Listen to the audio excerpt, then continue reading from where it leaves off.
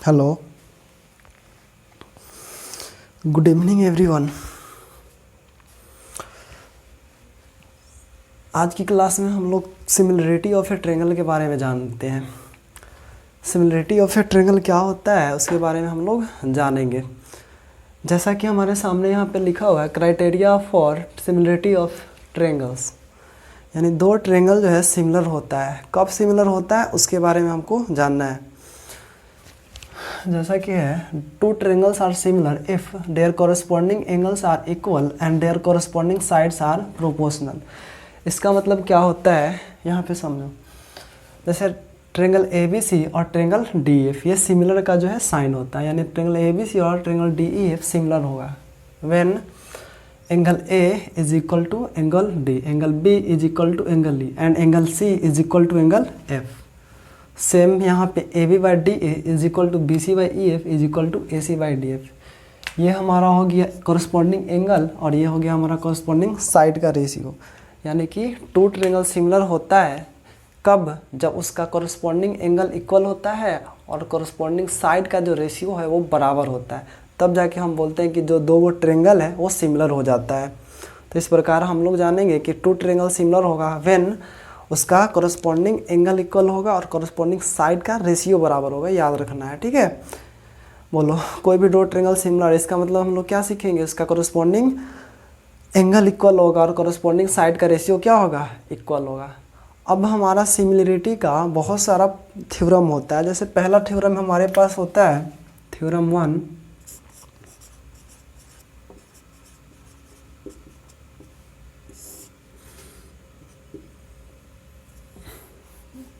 One number theorem है हमारा angle angle angle similarity.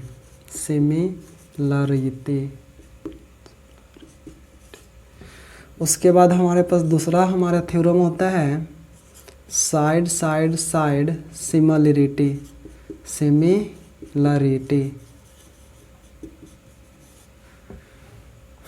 तीसरा हमारे पास एक थ्योरम होता है साइड एंगल साइड सिमिलरिटी।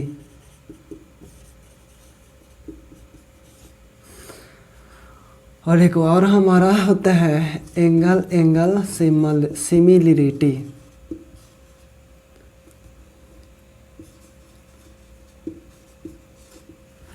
इसी का ये वाला हमारा अगला जो है भाग है।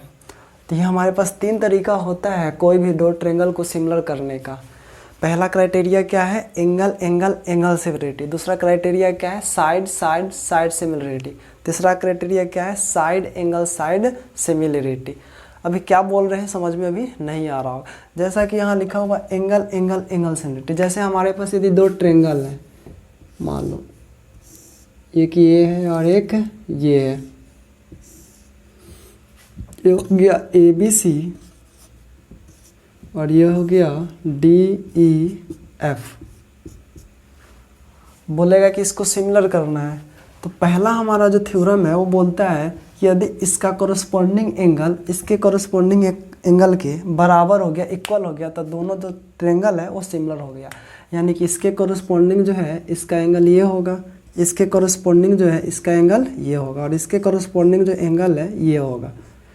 यानी कि एक ट्रायंगल के तीनों एंगल दूसरे ट्रायंगल के कॉरस्पॉन्डिंग एंगल के इक्वल होगा तो दोनों ट्रायंगल क्या हो जाएंगे, सिमिलर होगा। ये पहला क्राइटेरिया है। तो जब भी दो वो ट्रायंगल के कॉरस्पॉन्डिंग एंगल इक्वल होगा तो उसका वो दोनों जो ट्रायंगल है वो क्या हो जाएगा, सिमिलर हो जाएगा। पहला थ्योरम याद रखना है। यानी यहाँ पे इसको हम बोलते हैं if corresponding angles of two triangles are equal then both triangles be similar। दूसरा क्राइटेरिया हमारा है साइड साइड साइड सिमिलरिटी। उससे पहले यहाँ पे एंगल एंगल सिमिलरिटी भी होता है। मतलब यदि दो गो ट्रायंगल है और उस दो ट्रायंगल का दो गो भी एंगल इक्वल हो जा रहा है, फिर भी जो दोनों ट्रायंगल क्या हो जाएगा, सिमिलर हो जाएगा।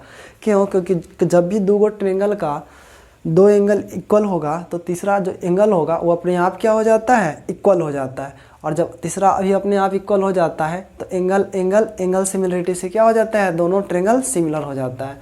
तो इस प्रकार हम लोग जानेंगे कि यदि दो गो ट्रायंगल का दो गो एंगल भी कॉरस्पॉन्डिंग दो गो एंगल भी क्या है, इक्वल है, तो दोनों ट्रायंगल क्या हो जाएगा, सिमिलर हो जाएगा।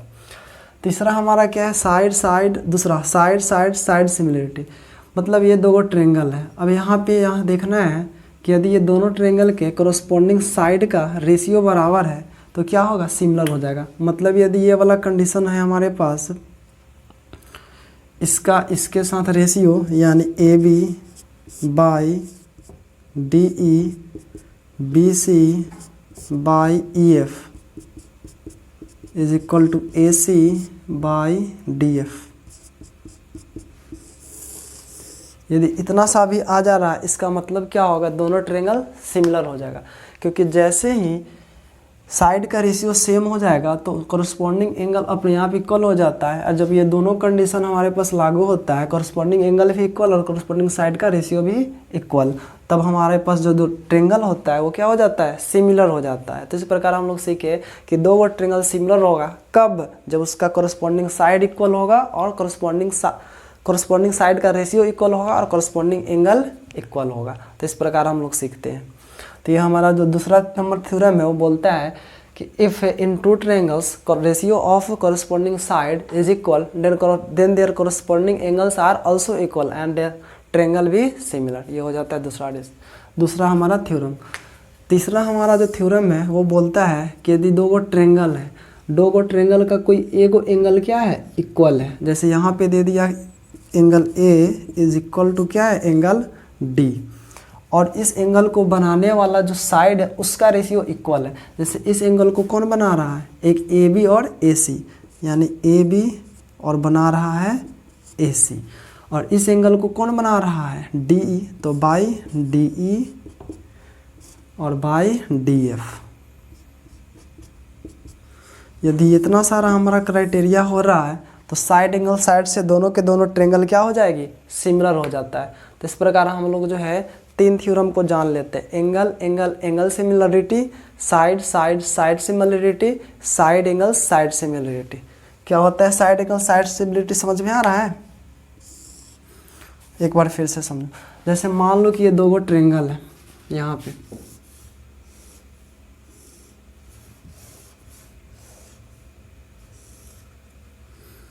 ए B C D E F.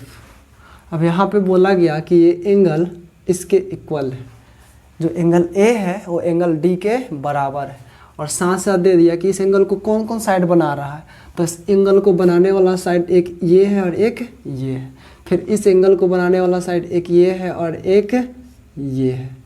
इसका मतलब क्या हुआ कि यदि हमारे पास यहाँ पे दे दिया angle A is equal to angle D, और इस एंगल को बनाने वाला साइड है ए बी और ए सी, फिर इस एंगल को बनाने वाला साइड है डी ई और डी एफ, और ये दोनों का जो रेशियो है इक्वल हो गया।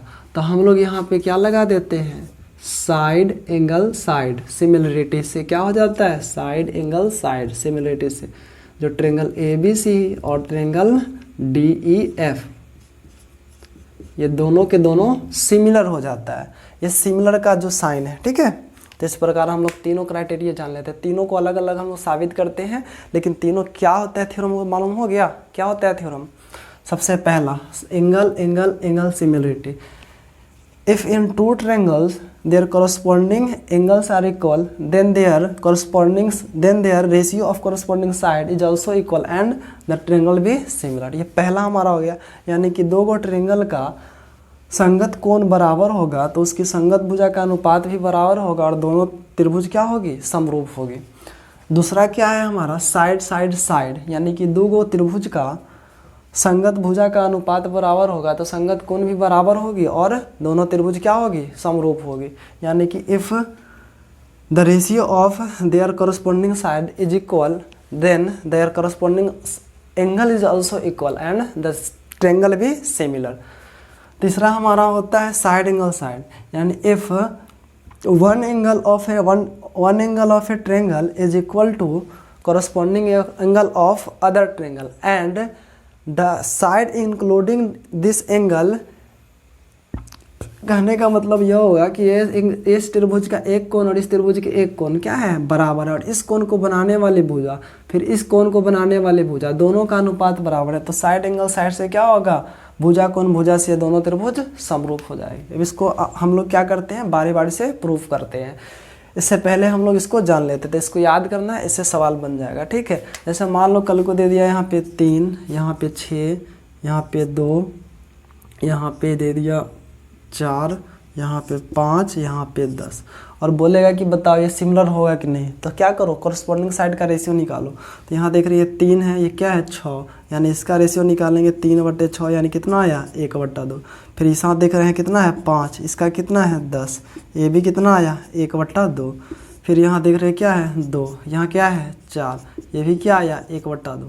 इसका मतलब सब का जो रेशियो है कितना आया 1/2, यानी कि तीनों जो कोरस्पॉन्डिंग साइड है उसका रेशियो क्या आया सेम। जैसे ही तीनों साइड का रेशियो सेम आ जाएगा तो कोरस्पॉन्डिंग एंगल भी इक्वल हो जाएगा और दोनों के दोनों ट्रायंगल क्या हो जाएगा, सिमिलर हो जाएगा। तो इस प्रकार हम लोग इसको प्रूफ कर लेते हैं।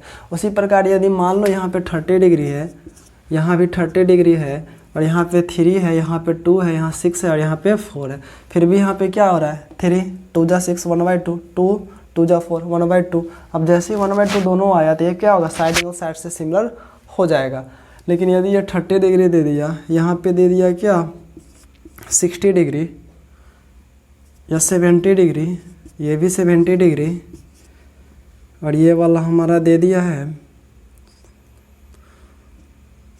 80 डिग्री, और ये भी 80 डिग्री। अब यहाँ पे क्या हम लोग देख रहे हैं, ये इसके बराबर, ये इसके बराबर, ये इसके बराबर, यानी कॉरस्पॉन्डिंग एंगल क्या है, इक्वल है। तो एंगल एंगल एंगल सिमिलरिटी से दोनों के दोनों ट्रायंगल क्या हो जाएगी, सिमिलर हो जाएगी। तो इस प्रकार हम लोग ये सिमिलरिटी का प्रॉपर्टी पढ़ लेते हैं। अगली क्लास में जो है हम इसको प्रूफ करेंगे, उसके बाद इस पर जो सवाल होता है उसको बनाएंगे। तो आज की क्लास को यहीं पे समाप्त करते हैं। उम्मीद है समझ में आया होगा सिमिलरिटी क्या होता है। हमेशा याद रखना है सिमिलरिटी का आज कितना थ्योरम होता है, 3 थ्योरम। एक और हमारा थ्योरम होता है एंगल एंगल, जो एंगल एंगल एंगल से यही आता है, इसको भी हम लोग यूज में ले लेते हैं। इसके बाद हम लोग आसानी से क्वेश्चन बना लेते हैं। तो याद रखना है सिमिलरिटी का, यदि दो ट्रायंगल सिमिलर है इसका मतलब इसका कोरस्पॉन्डिंग साइड का रेशियो बराबर होगा और कोरस्पॉन्डिंग एंगल क्या होगा, बराबर होगा। ये हमेशा याद रखना है। तो इस प्रकार आज की क्लास में हम लोग ये सीख लिए हैं। उम्मीद है समझ में आया होगा। तो आज की क्लास को यहीं पे समाप्त करते हैं। फिर अगली क्लास में हम लोग एक एक करके सबको प्रूफ करेंगे और तब जाके कुछ क्वेश्चन को हम लोग देखेंगे। तो ठीक है, okay, goodbye, take care.